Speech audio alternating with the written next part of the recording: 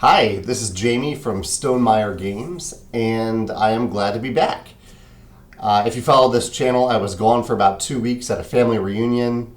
That was like 11 days, and then all week this week I've been catching up on lots of stuff. But I'm excited to return to talk about game design on this channel.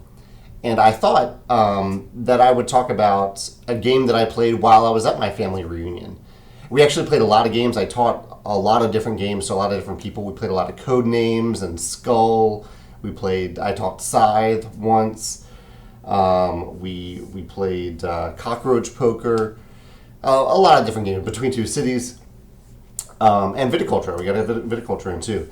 But the game that got the most play out of any game was a game that we played on the beach that we call ladder golf. I think it has a lot of different names. Some people call it like redneck golf or Hoosier golf or different things, but we call it ladder golf.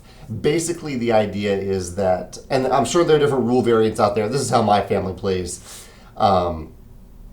It's two teams of two people, and my teammate stands about 20 feet away from me next to a vertical ladder that has 3 horizontal rungs, and to my right, usually, or right or left, right next to me, next to my ladder, is one of my opponents, and the other opponent is on the other side. And each side takes turns throwing 3 ropes with 2 golf balls on the end of the rope at the ladder on the opposite side. Basically, you're trying to get the rope with these golf balls to wrap around one, or even sometimes if you get lucky, 2 of the rungs on the other side. If you get a ball on the top rung, it's worth 3 points. Middle rung, it's worth 2 points. Bottom rung, it's worth 1 point. It's a lawn game, not long, and it's essentially a dexterity game.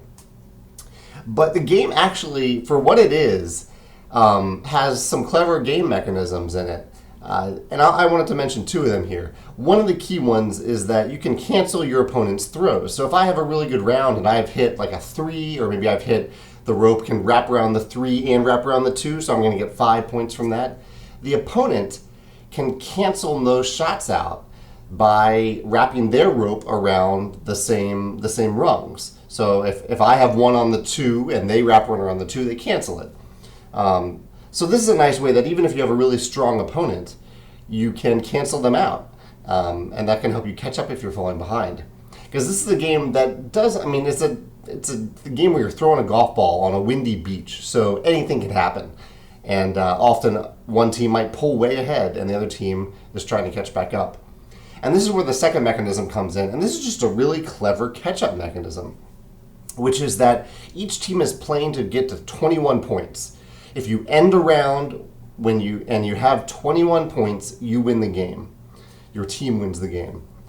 But if you go over, so if you have, say, 18 points, and at the end of the round, you've accumulated 5 points, if you go over, instead of going up and just winning, because 5 plus 18 is 23, so instead of getting that and just winning, you go down 5 points.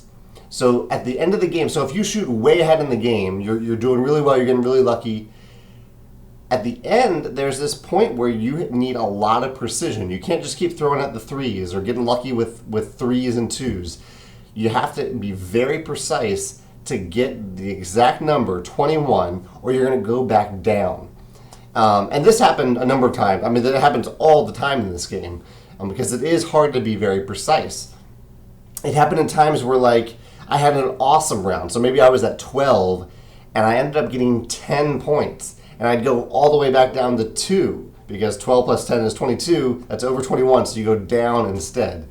Which may seem overly punishing, but really it gives you some interesting choices. Because in a round like that, where I've shot really well, I have 12, say I've shot like 7, and I have 1 more rope to throw, I may aim really low so I don't go over, or I may not even throw at the ladder. I may throw off to the side just so that my partner can finish the game instead of risking that we'll go all the way back down. But really, for the most part, usually it's just a great catch-up mechanism, and it adds a lot of tension to the end of the game when there's a close game too, because there are lots of games where, like, maybe I have 18 points and the other team has 19 points, and we're both shooting for that exact number. I'm shooting for, I think I said 18 for me, 19 for, so I'm shooting for 3, they're shooting for 2, and I may hit that 3 on my first shot, and then the opponent can then try to cancel me out, or go after their 2 for the tie, or go after both, try to cancel me and get the tie.